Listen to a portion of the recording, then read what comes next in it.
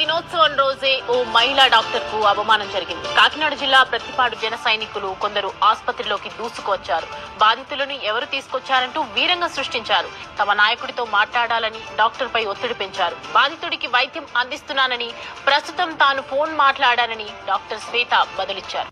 ఇది శనివారం రాత్రి జరిగింది.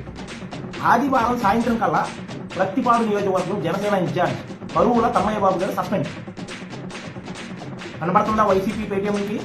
లేకపోతే కనబడుతుందా వైసీపీ కార్యకర్తలకి? కనబడుతుందా వైసీపీ నాయకులకి? ఇలాంటిది ఎప్పుడైనా మీ పార్టీలో జరిగిందా? తప్పులు చేసినా నువ్వు నిరపరాధి అని నిరూపించుకునే వరకు పార్టీ కార్యక్రమాలకి దూరంగా ఉండాలి అని చెప్పి ఒక్క లెటర్ హెడ్ జారీ చేసిన దాఖలాలు ఉన్నాయా మీ పార్టీలో? ఉంటే చూపించండి. ఎన్ని జరిగినా సరే పార్టీ దగ్గరుండి మరి నడిపిస్తా ఉండేది.